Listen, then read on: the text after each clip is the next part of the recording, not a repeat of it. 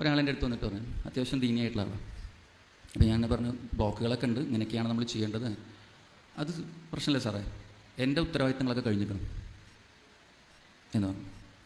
അപ്പോൾ വെച്ചാൽ നിങ്ങളെ ഉത്തരവാദിത്തം എന്ന് പറഞ്ഞാൽ ജനിക്കുക, ജോലി എടുക്കുക, ഭാര്യനെ കല്യാണം കഴിക്കുക, കുട്ടികളുണ്ടാക്കുക, വീട് വെക്കുക, കുട്ടികളെ കെട്ടിക്കുക, അവർക്കൊരു ജോലിയാക്കുക, ഈ ഒരു ഉദ്ദേശത്തിനാണോ നിങ്ങൾ ഈ ഭൂമിയിൽ ജനിച്ചു വീണത്, അതോ അള്ളാഹ്ക്ക് ഇബാദത്ത് ചെയ്യാനാണോ എന്ന് ചോദിച്ചു. അപ്പം ആ ശരിയാണ്, ഇബാദത്ത് ചെയ്യാനാണ്. അപ്പോൾ എനിക്കൊരു കൊല്ലം കുറച്ച് കൂട്ടി കിട്ടിയാൽ നല്ലത് തന്നെയാണ്. ഈ വാക്ക് പറയുന്ന ആളുകൾ നമ്മളെ നാട്ടിൽ നിറച്ചുണ്ട്. ആ ധൈര്യമൊന്നും സത്യം പറഞ്ഞാൽ അസുഖം വന്ന എടുത്തിട്ടുണ്ടാവില്ല കേട്ടോ. കാരണം ഞങ്ങൾ ഈ മരണം ഫേസ് ചെയ്തിട്ടുള്ള, ഞങ്ങളെ കണ്ണിൻ്റെ മുമ്പിൽ മരണവെപ്രാളത്തിൽ പെടുന്ന രോഗികളെ നമ്മൾക്ക് കാണാറുണ്ട്. അവരെ രക്ഷിക്കാൻ വേണ്ടി നമ്മൾ പരമാവധി നോക്കാറുണ്ട്.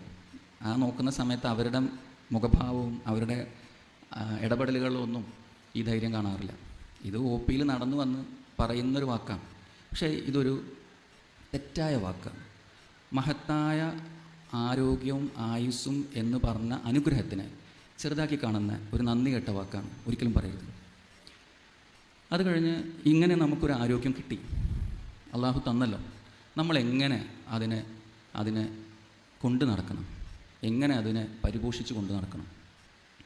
നമ്മളൊരു 10 ലക്ഷം റുപ്യയുടെ ഒരു കാറ് വാങ്ങി വിചാരിക്കാം. കാറുള്ള ആൾക്കാർ നിറച്ച് കാറാണ്. എനിക്ക് പാർക്കിംഗ് പോലും കിട്ടിയില്ല, വണ്ടികൾ ഫുള്ളാണ്, ഞാൻ റോട്ടിലാണ് പാർക്ക് ചെയ്തത്. 10 ലക്ഷം രൂപൻ്റെ കാറ് വാങ്ങിയാൽ വർഷത്തിൽ 10,000 രൂപയ്ക്ക് അതിനെ സർവീസ് ചെയ്യണം. വേണ്ടേ?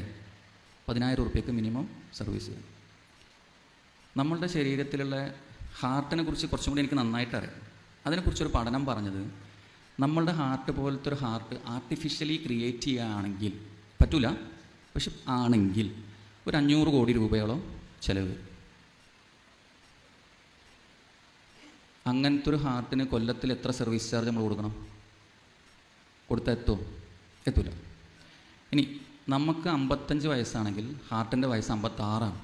കാരണം നമ്മൾ വയസ്സ് കണക്കാക്കുന്നത് നമ്മളെ പ്രസവിച്ച ദിവസം മുതൽ. ഹാർട്ടിൻ്റെത് നമ്മൾ കണക്കാക്കുന്ന ഹാർട്ട് അടിച്ചു തുടങ്ങുമ്പോഴാണ്. നമ്മൾ ജനിക്കുന്ന പ്രോസസ്സിൽ നിന്ന് 2 മാസത്തിൻ്റെ ഉള്ളിൽ മിടിപ്പ് തുടങ്ങും, ഹാർട്ടിൻ്റെ മിടിപ്പ് തുടങ്ങും.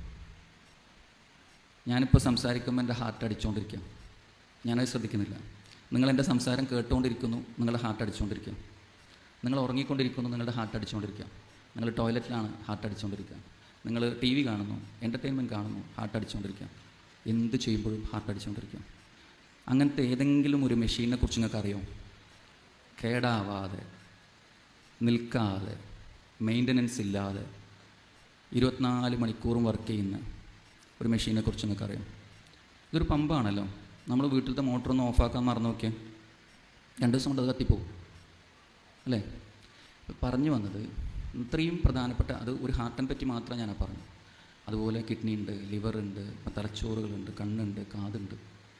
ഈ പറഞ്ഞ ഓരോ സാധനത്തിനും നമ്മൾ എങ്ങനെ മെയിൻ്റനൻസ് ചെയ്യും? അതിനുവേണ്ടി നമ്മൾ പൈസ ചിലവാക്കുകയാണെങ്കിൽ എത്ര ചിലവാക്കണം? ഒരുപാട് ചിലവാക്കണം. പക്ഷെ അത്രയൊന്നും ആവശ്യം വരുന്നില്ല. കാരണം എന്താ? നമ്മൾ ഉണ്ടാക്കിയതല്ല ഈ സാധനം. അതുകൊണ്ട് തന്നെ അതിനത്ര മെയിൻ്റനൻസ് വേണ്ട. കാറ് നമ്മൾ ഉണ്ടാക്കിയതാണ്. അതുകൊണ്ട് അതിന് 1% പൈസ എല്ലാ കൊല്ലവും ചിലവാക്കണം. നമ്മുടെ ശരീരം അല്ലാഹു തആല ഉണ്ടാക്കിയതാണ്. അതുകൊണ്ട് അതിനത്രയധികം മെയിൻ്റനൻസ് ആവശ്യം വരുന്നില്ല. വരുന്നുണ്ടായിരുന്നെങ്കിൽ നമ്മൾ പണി തീർന്നുണ്ടാവും. ഒരാൾക്കും ചെയ്യാൻ പറ്റില്ല.